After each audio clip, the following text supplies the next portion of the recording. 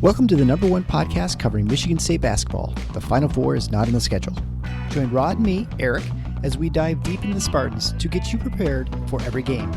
Subscribe today for in-depth recruiting updates and fantastic interviews with today's important college basketball personalities like Robbie Hummel. Thanks for having me. I have listened to your guys' podcast numerous times on drives throughout any Midwestern Big Ten city. So I am big fans of your guys' work. Jay Billis. And next time, hey, if anybody in Michigan wants a December tea time, call me. You wimps won't show up, but I'll be there. I'll be there and play in the cold. And Izzo will be in front of the fire with hot chocolate. Coaches Thomas Kelly. No problem. Glad to be back, man. Glad to be back. Mike Garland. Just can't sit there and trade twos for threes. You can't do it. You're gonna lose. Coming down the stretch, you're gonna lose. And more. You won't find better coverage of Spartan hoops than you will get here. For both the casual and hardcore fan, come along as we take you for a green and white ride. Hey everybody, it's Eric alongside Rod here as we near the end of our Big Ten previews. Today is number 3, the UCLA Bruins. The Bruins who joined the conference and bring their storied tradition to Big Ten. And MSU will be visiting the Southern California teams this year, so a trip to Pauley Pavilion is in the cards. Not a bad winter break for the green and white. Before we begin, a word of thanks to supporter Constance Tucker for her one-time donation via PayPal. Thank you so much. And also from New Scott Skiles level supporter on Patreon, Sean Buchholz. Thanks so much for the support of the show and allowing us to continue to bring the best pre- and post-game analysis on MSU basketball throughout the season and off-season. If you too enjoy the show, please continue to spread the word about it to friends and family. Consider a recurring or one-time gift on Patreon or Substack. Head on over to thefinalfoursontheschedule.com/support for the necessary links. And as always, please leave a written review on your podcast player of choice. That helps lead the algorithms and more Spartan fans to the show. So again, thanks to the Patreon supporters at the Mateen Cleaves level, Bill Church, Brian O'Donnell, Michael Bosnick, Chad Hickey, and Mike Huntoon. Draymond Green supporters, Adam Wolzak, Dan Rankin, James Benton, Jim L., David Brame, Paul Marsh, Scott Driscoll, and Daniel Dranak, and all the Scott Skiles supporters on Patreon, as well as Rich Wagenheim and Kenneth Cremett on Substack. All right, so let's talk about the Bruins. They were at an 80-24 start to Mick Cronin's career at UCLA as coach when he came over from Cincinnati. He was a pick that was not the obvious choice and was probably, by all counts, was not the first choice at UCLA, and one that I don't think many people thought was going to work out, but it seemed to be very successful. However, last year the Bruins had a little bit of a hiccup. They went 16-17 overall, didn't get the tournament, obviously. They were 10-10 in the last season in the Pac-12, and a pretty young team, only one senior on the team, and some of that probably led to their struggles, especially offensively, where they ranked 152nd. Good news for the Bruins is that they have 5 of their top 8 scorers returning, and they've added a bunch of talent through the high school recruits and the portal. So expectation is obviously pretty high. You have them ranked 3rd here going into the next season. Yeah, and again, if you told me they finished 10th, it wouldn't be a shocker. So you're saying it's a lock. I do have them 3rd, and I think for good reason, because unlike a lot of these other teams we've talked about, there's actually a core of returning production here, as well as some very interesting new faces to combine with that. But when you have that core that has already done it to some extent at this level, that to me that gives you at least a little bit of an advantage. You know, Mick Cronin was a very interesting choice. It didn't make a lot of sense to me when UCLA hired him. He'd been good, but never really great at Cincinnati. Mm-hmm. I think that's a fair encapsulation. Certainly good enough to be a high major coach, but not any kind of a wow factor kind of name. And UCLA historically, and this is going back to the John Wooden era, yes, it's about winning, but it's also about winning in a stylish way, for the most part. The one exception they had to that was when Ben Howland was there. And Ben Howland was, as Mick Cronin has been historically, a defense and toughness-based coach, not a guy who really put a lot of emphasis on high-flying 94-foot offense. And yet he was able to reap the benefits of the recruiting advantages that are inherent with the UCLA job, most notably in Southern California. And he had amazing talent that came through that program during his tenure. I mean, two guys at least who were, I think, at least possible NBA Hall of Famers, and Kevin Love and Russell Westbrook played for him. So despite the fact that he didn't have flashy offense, he had a lot of success. Like Tom Izzo, he had a run of 3 straight years in the Final Four. Unlike Tom Izzo, he could never quite get over the hump and win a title. But still, you get to Final Fours 3 years in a row. That's impressive. Now, he had his program kind of fall apart due to scandal. There was a lot of internal stuff that was going on in that program, and that combined with the fact that he wasn't winning at quite the same level as he had been, served to be the demise ultimately of his tenure. And he was replaced by Steve Alford, who seemed a weird fit for the job too. But Steve Alford at least played an entertaining, wide open, offense-oriented style. Didn't have the kind of success that people at UCLA think is their birthright. Now, he had a ball kid who was point guard, had a very flashy offense, had a couple of other teams that were solid, but could never quite get them over the hump either. And that led to his dismissal and then Mick Cronin being hired. Now, Michigan State fans are probably all too well aware that their program they support had a lot to do with launching Mick Cronin's UCLA tenure, because it's been forgotten. Right. His first year, despite a good degree of talent, they barely scraped into the tournament. They were playing Michigan State in the play-in game, and Michigan State had them beat. Let them off the mat, ended up losing that game, that play-in game in overtime, and UCLA took that momentum all the way to the Final Four. And then, largely with the core of that team intact, had very strong seasons the next 2 years as well. That led into last season where, even though there were a lot of new faces, expectations were still high, because everybody acknowledged there was still a lot of talent on campus in Westwood. But it didn't happen. 16-17, 10-10 in the final season of the Pac-12 play, and they don't make the tournament. So, and again, largely due to what had always been kind of Mick Cronin's Achilles heel historically as a head coach. He's not known as a great offensive coach.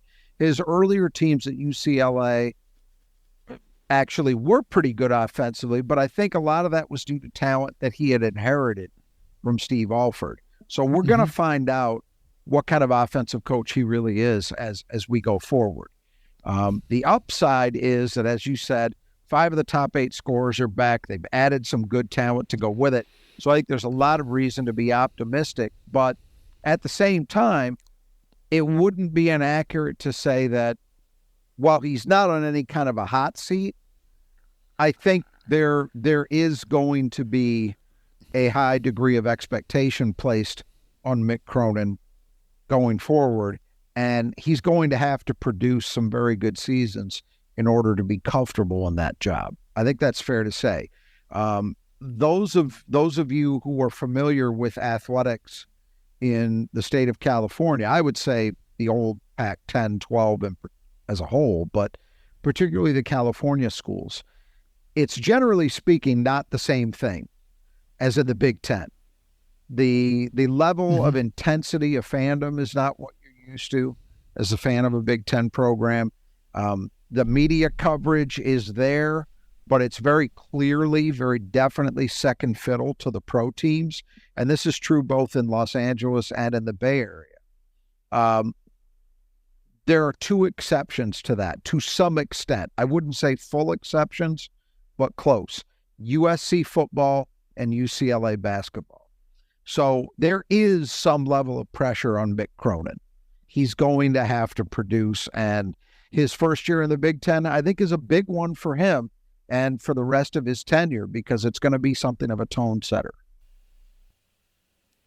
Yeah, and I imagine anyone at UCLA, very similar to someone who's at Kentucky or Indiana, you have a relatively short leash, right? There's always, what have you done for me lately? It's always going to be the attitude at those schools. So now I suppose had he had a national championship under his belt, that buys you a couple of years, but he's not going to be keeping people content, just making the tournament or kind of squeaking in. He's got to have to do some damage in the Big Ten. Correct. A guy like Steve Lavin, for example. Sure.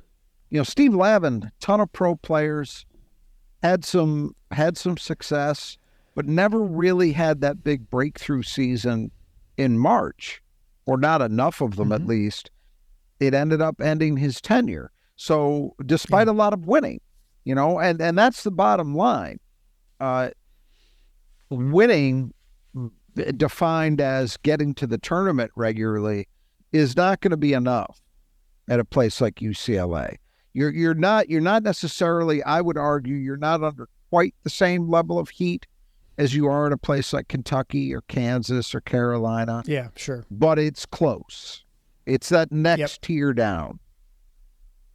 Yeah, well, and I think, in some respects, you see the same thing within the Michigan State fan base, where you have, making the tournament does not seem like a good year. Right. Right. It's the bare minimum. That's the floor. Yep. Right. Exactly. Yeah. If you didn't make the tournament, you can't even imagine what, the whole city would be on fire. Trying to think about it this way. Last time Michigan State did not make the NCAA tournament was what? It would have been 96-97, Tom Izzo's second year. That's a long time ago. Yeah. You couldn't even look it up on the internet because it didn't exist. Almost. Right. Yeah, almost. Certainly no cell phones. At least I didn't have one back then. So. Right. Cell phones, yeah. Yeah.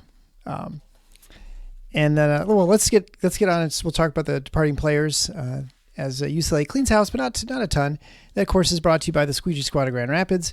If you need your house cleaned or your windows cleaned, there's no better place to turn than the Squeegee Squad of Grand Rapids. A bird's worst nightmare. Get clean windows. They're the best place to go to so you can see outside. You want to see what's going on, whether it's your house, whether it's your business. Certainly, if your business, you got to have good curb appeal. You got to make sure those windows are clean and look like not all smudgy. So you make sure you get a hold of them, and they can take care of things. They can even take care of large apartments, high rises. They can do really big jobs or really small jobs. There's nothing that's really out of their domain. So they're in the Grand Rapids area, but it's a fairly large region, as I've mentioned many times before. They did a fantastic job with my house. They did the inside of the windows, the outsides. They can also power wash your house if you needed that. Again, whatever you need to do, they'll get on the ladder so you don't have to, and they'll scrub your windows so you don't have to, and even clean the screens, which I'm sure even if you're cleaning your windows, you're not cleaning your screens. Let's be honest. So the Squeegee Squad of Grand Rapids, check them out at our support page at thefinalfoursnottheschedule.com/support. You get 15% off. You mentioned Final Four when you get your estimate, and they will absolutely set you up and take care of you. And they're out in any weather. So even, right now in the light and fall, they can take care of things. So first departing player, the probably most significant one is Adam Bona, 6'10", 235-pound post player, averaged 12.5 points a game, a little under 6 rebounds a game, and almost 2 blocks a game, shooting 59% from the floor and 70% from the line. He was a second-round draft pick for the 76ers. Yeah, and he's the big loss, figuratively and literally. Became a very effective post player for them last season. And, obviously that's some real production that you've got to replace. And then moving on to Kenneth Nwuba, 6'9", 250-pound senior forward, averaging 1.3 points a game and 1.5 rebounds a game in 8 minutes. Yeah, much more of a marginal impact. 8 minutes a game, you would like to think you can find somebody to soak up those minutes. But again, 6'9", 250, he gave them some real size. So they do need to find someone to play that role. And I'll just apologize in advance. These are some really complicated names to try and get through UCLA. So next is Ilane Fiblouil, 6'6" freshman guard from France. Didn't end up playing a whole lot, only averaged a point a game, and then he ended up going to Europe to play pro. Yeah, it was an interesting move that that Cronin made to go all in on Euro recruiting. I mean, he had, what was it? 3, 4. Looks like. Yeah, 4 guys in the freshman class last year And I think given how it played out, you'd have to say it probably didn't work. But a lot of these guys, there were high expectations, and it goes to, and it didn't really play out the way they'd hoped. And it goes to show you, and we've already talked about some guys with other Big Ten programs this year who are in that situation.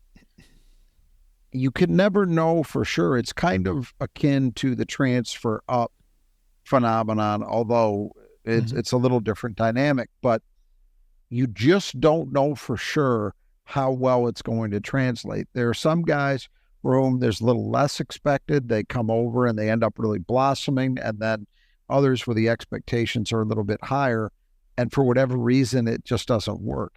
It is a different game, and if you got a chance, and I'm sure some of our listeners did, to view any of the MSU games that they played in Spain last month when they were on their trip over there, you see the stylistic differences in the way the game is played, right? And I'm generalizing, but it is, it's just a different way of playing. And it's not always a neat one-to-one, apples-to-apples kind of comparison. So all that is to say that I think UCLA's experience last year is illustrative of that point, that you can hedge your bets and you can think something, a player is more likely than not to pan out, but you can't know. It's not as automatic, I think, as looking at a kid who's playing high-level AAU basketball, prep school basketball, et cetera. We've got there's a little bit of a firmer foundation, in my opinion, at least in terms of being able to project, well, this guy's going to translate very well to the college game. Right. You certainly see him in AAU and those venues as well. So, yeah, UCLA is certainly taking a Euro step away from that strategy. Next departing player, Jan Vide, again, Euro freshman guard, 6'7" foot Slovenian, averaged only 1.9 points a game, and he's transferred to Loyola Marymount. Yeah, so in his case, he's staying stateside, but he went down a level or two. So again, it's usually, as we talk about in those kind of circumstances, that usually says something. And then non-European player, Will McClendon, 6'2" guard with a couple years left of eligibility, averaged 4.1 points a game in 21 minutes, shot 34, 35, and 71, and he's heading to the Mountain West with San Jose State. Yeah, and this one's interesting because, again, you're talking about a guy who's transferred down in level, but that's okay production. 21 minutes a game, shooting, decent shooting numbers. So I'm sure they feel fine with where they've gotten their roster to, but an interesting decision. It may be that he simply is looking for a program where he can get shots, and he felt like that wasn't going to happen. I mean, his numbers are good, 34, 35, 71, but he's only averaging 4 points a game in 21 minutes, so he clearly was not, shooting much. Not a focal point of the offense, yeah. And final departing player, Berk Büyüktasel, 6'9" freshman from Turkey. He averaged 4.5 points a game, 2.5 rebounds a game, and ended up in the Big Ten Nebraska Vortex, where he ended up in Nebraska along with a lot of other Big Ten players. Yeah, Büyüktasel, I think, is the one guy of that group that you could really say flashed. He had eligibility issues at the outset, then he had some injury troubles. 4.5 and 2.5 isn't earth-shattering, but freshman. But I think there's some real potential. When we talked about Nebraska, like we mentioned, there's a real belief that Nebraska may be able to tap into a lot more from him than UCLA was able to in his first year. And so let's talk about the returning players brought to you by Nudge Printing. If you're returning to campus for either Michigan State basketball games, maybe heading to a football game, make sure you got the right apparel, and there's no better place to get it than Nudge Printing. 20% off your order if you type in Final Four, that's just one word, into checkout. They have a massive selection of apparel, t-shirts, hoodies, sweatshirts, whatever you want. Super high quality, screen printed material. They are the favorite at my house. I have at least 4 or 5 that I wear routinely. They also have new baseball hats that are super cool. You have to check them out. You can head on over again to Nudge Printing at nudgeprinting.com. They provide all our prizes for our contests, including the Beat Rod contest, which hopefully you've thought about and you want to enter. You have to just predict 1 through 18 of the Big Ten standings. Also, the tiebreaker is how many points Michigan State scores against Michigan this season. Send those along to me at eric@tffinots.com. And there you have the opportunity to win $100 of Nudge Printing apparel, which gets you quite a bit of stuff. So check them out. So the first returning player, Dylan Andrews, 6'2" junior guard, averaged 12.9 points a game, 3.7 assists per game, shot 40, 32, and 81. And it's definitely a real key piece that they're bringing back. Yeah, they think he's got considerably more upside from here as a point guard, both in terms of his ability to shoot the ball and as a creator and floor leader. The three-point shooting, they obviously will need to see improve, but everything else, as a sophomore, putting up those numbers, that's indicative of a guy that could really become something over his last 2 years. So figure that he's going to be the guy with the ball in his hands to start games, and is going to be a very key player for them. Then we have Lazar Stefanovic, 6'7" senior guard, averaged 11.5 points a game and a little over 6 rebounds a game after transferring over from Utah, a little inter-Pac-12. And he shot 39, 39, and 87. And so, again, these are some nice pieces they've got coming back. Yeah, and in his case, really good production last year in his first year after he came over from the Utes. There's not much to argue about. As a small forward, good size at 6'7", that's 6 rebounds a game is healthy, and good 3-point shooting. Another guy who very clearly is going to play a key role for this group. Next would be Sebastian Mack, 6'3" sophomore guard, who had a nice freshman year, averaging 12.1 points a game on 39, 28, and 73 shooting. Yeah, now, as a freshman, you cut a little slack for the 3-point shooting, and you assume that that's going to improve. I think it's likely, although not a lock, but likely that he will be the third starter on their perimeter group. At a minimum, he's going to be a major factor in their rotation. So, again, we know what's got to improve. He's got to find more consistency with the jumper, but 12 points a game as a freshman, that's pretty healthy production in your first year at a high major level. So no reason to expect that he can't show some improvement and be a very steady contributor as the third starter on the perimeter. Yeah, he's almost shooting 40% from the field, despite shooting under 30 for three. Right. So he's obviously... He knows how to score in other ways, and 73% shooting at the line would suggest that there's probably at least a little more in that 3-point shooting as well. Right. Then we have Brandon Williams, 6'7" sophomore wing. He averaged 3.1 points a game on 35, 26, and 62 shooting. And so he's kind of more of a forward, I suppose, than a guard. Yeah, I would expect that he'll be more of a 3 backup for them. But again, was a solid contributor as a true freshman. So the way Mick Cronin has to be looking at this is he's going to reap the benefits this year of banking a lot of experience with young players. I mean, this is what we've been talking about. So we've talked about 4 guys that are back. 2 of them were true freshmen. Andrews was a sophomore. So only Stefanovic really had a good deal of experience coming into last season. So that's the hope when you're in this situation is, okay, we went through some ups and downs with very young guys last year, but now they've got that experience under their belt. We're going to reap some benefits with some added maturity and development having gone on. And then Ade Mara, 7'3" sophomore giant center from Spain. He averaged 3.5 points a game and 1.9 rebounds a game in only 8 minutes last year. But, 7'3", 240. So he's a guy that's a nice piece to have on your bench. You can't teach it. Or in the starting lineup. You can't teach that, yeah, right? And that's, look, UCLA is going to need production in the middle. We talked about the fact that losing Bona was really the only significant major loss I think they took. But it is a significant one. Now, I'm not saying that Mara is even necessarily going to be a starter, but I think he's probably got to be part of the equation there, and in a way that's a little bigger than he was a year ago, figuratively speaking. Continued physical development is going to be important.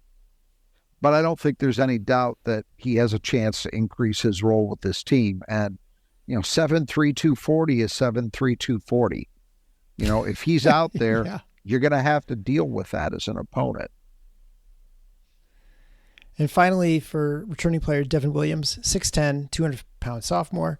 He only played about 10 games last year, but and he's 6'10", 200 pounds is on the thinner side, isn't it? But It is. Yeah. and that's really, that seems to be the key with him. They like his length, they like his athletic ability, but he's got to continue to get stronger to really be able to impact games and earn a steady role. So I think that's the question mark with him, is has he done enough of that?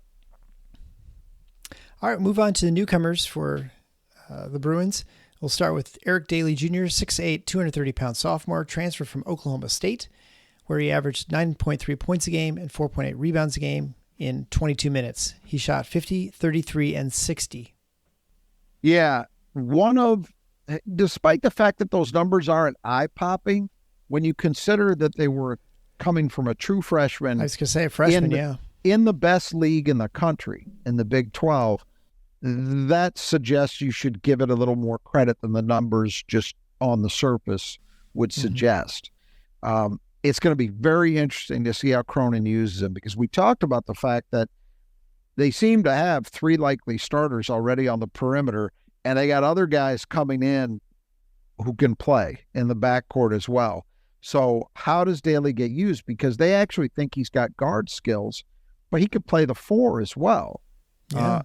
I think the expectation is that his freshman season was just scratching the surface, and that he could be maybe even the star of this team as a sophomore. I think he'll probably start at the 4, and I expect him to be a starter, and I expect him to be a very, very productive player. So he's a name to watch as a guy who could maybe even blossom into an all-conference level player this year. They think he's got that kind of potential. Moving on, next will be Kobe Johnson, 6'5", transferred from across town at USC. We already talked about him earlier with the USC preview. He averaged almost 11 points a game, 4.6 rebounds a game, 3.3 assists per game. So he's just kind of an all-around everything guy. Shot 40, 31, and 73. Yeah, I think it probably comes down to him or Mack as the third starter in that perimeter group. Whichever one isn't starting is obviously going to play a lot. Right. Johnson has been a guy playing a lot of minutes on a USC team that was pretty good 2 years ago, not as good last season. But he's done it at the high major level, and no reason to expect he won't continue to be able to do it at UCLA. They particularly like him as a defender. I mean, you look at the offensive contributions, and they're solid. I mean, 11 points, 4.6 rebounds a game, and 3.3 assists per game. Those are all good numbers. Decent perimeter shooter, could stand to get better, but not horrible. But defensively is where they really like him. So I think Kobe Johnson's going to play, low to mid 20 minutes, whether he's starting or not. He's a very, very nice addition for them. Really improves their depth. Then we have William Kyle III, 6'9", 225-pound transfer from South Dakota State. He has a couple years left of eligibility. He averaged 13.1 points a game, 6.6 rebounds a game, and a little over 1.5 blocks a game. Shot 62% from the floor and 58% from the line. Yeah, and I think this is your likely starter at the 5. Not a huge guy at 6'9", 225, but they love his motor. They love his athletic ability, and that shot blocking, that ability to protect the rim, they like a lot too. So another very important addition for UCLA. It's funny because neither Daly nor Kyle were, the huge number guys. There were some guys with bigger names, let's say, that were out there. But I think when you looked at needs for a team and potential in the players, you could argue that Daly and Kyle were 2 of the more important and impressive additions in the portal that anybody had in the entire Big Ten. I mean, if he's as good as they think he is, it's a really big deal. And he'll be playing alongside Tyler Bilodeau, He's a 6'9", 230-pounder from Oregon State, where he averaged 14.3 points a game and 5.7 rebounds a game, shooting 53, 35, and 80. Yeah, and again, another really important depth piece. So you could see him maybe even playing some 5 at a stretch, but definitely the 4. And the nice thing is he's proven as a shooter in a way that, Kyle certainly isn't, and even Daly hasn't as of yet. So if you're in a particular situation in a game where you feel like you need to stretch the defense a little bit, Bilodeau is a great option for that. So again, I really, you can criticize Mick Cronin for certain things, but one thing, and last season would be one of them, the way he opted to go all in on all those Euro kids, and it just didn't play out. But I think, at least on paper, this is a really good response, because we've talked about 4 portal guys so far, and every one of them makes perfect sense for what this team needs, and seemingly is going to make them a better team. Without any of them necessarily, I would say Daly might be the one exception. But other than that, none of them look like surefire superstars or first-team All-Big Ten guys. But you can see how they make sense. You can see how they address problems or absences in the roster otherwise, and how they're going to lengthen UCLA's bench. Well, after talking about all those players who make sense, we're going to go to the next transfer, who is a name everyone will recognize. Sky Clark with 2 Ys, 6'3" junior guard. He played at Louisville. He also was at Illinois for a year where I think he played a tiny bit, and then he sort of left the team partway through. That's right. Originally was going to Kentucky, committed, ended up not going to Kentucky, went to Illinois. He's had some injuries. So last season he averaged 13.2 points a game, 3 assists per game, but also with 3 turnovers a game, shooting 41, 35, and 78. This was a curious one. I just got done lauding the job that Mick Cronin did in the portal, and I do think overall he's done a great job. This one I do not get. I understand that they want to have some depth behind Andrews, but is Clark going to be happy in that role? Is he actually going to be able to produce the way you want him to? I think all of those are very much open questions. And look, his career, let's put it bluntly, has been a disaster. This is a guy who was really, really highly regarded, and he got hurt in high school. Kentucky then basically dropped him. It was billed as, he decommitted and opted to go to Illinois, but truthfully, Kentucky moved on. And I don't know whether that's because they were skeptical about his ability to get past the injuries fully, or whether it was just they had kind of soured on him as a player regardless. But he started his freshman year at Illinois, was playing a fair amount, and then flamed out, ended up leaving the team. Played last year at Louisville, and as you said, 13 points a game. Well, that looks nice, but for a point guard to have as many turnovers as assists, that says a lot. And I guess I look at it and I think, there's a role for him on this team. I'm not sure how big it'll be. And then Trent Perry, 6'4" combo guard, former McDonald's All-American, originally was going to USC. Then they got him to flip to the Bruins. And so, is he a guy who's going to be someone who's going to make a big difference? He shot 41% from 3 as a senior in high school. So, maybe. Yeah, and the word on him is that he's not a super high-level athlete, which you often expect from a McDonald's All-American. But what he is a guy who sees the game well, and shooting is very definitely a strength. And, you look at this team, and there are some guys who have shot okay. They don't have anybody coming back who is just a lights out, like automatic sniper kind of shooter, at least not proven yet. And if Perry can be that, if he can be a near 40% guy, which is tough to do as a true freshman, but if he could be that, he absolutely, I think, would carve out a role for this team. I think he's going to play. And they also think that he's got some point guard potential. So if he proves to be capable of handling that, that might also squeeze Sky Clark. Because I don't know that they need 3 at that spot. Well, you shoot 40% from 3. They're going to find a way to get you on the court. For sure. for sure. But I guess that could happen just off ball. If he can show some ability to handle some on-ball responsibilities, a backup, that could be a positive for him as well in terms of getting more minutes. And the final addition to the Bruins this season is Eric Freeney, 6'4" freshman wing and local Big Ten country Southern California product. And so what do you think about him? I think, you look at his offer list, it was mostly mid-majors. So you would say he's not like Perry, for example, comes in with that shooter's reputation. Freeney doesn't have any one area that stands out. So I expect him to see a developmental year. I mean, UCLA's depth is pretty solid. I mean, we're talking about 3, 4, 5, 6, 7, 8, 9, 10. I see 11 guys who have very credible claims to a role. So I think it's going to be tough. Well, I'll give you a few minutes to just think about how tough it is, because you got to come up with a player that you think other teams have to keep in the gutter. Brought to you by the Brothers Adjust Your Gutters. It's fall. There's leaves everywhere. You're up on your ladder. You clean out your gutters. You think life couldn't be any worse. And then it rains on you a little bit. And you got to get through that really cold water with those leaves out of there. Maybe have someone else do that for you. The Brothers Adjust Your Gutters can do that for you. And they'll get on the ladder. And so, you're not going to fall off and break your ankle.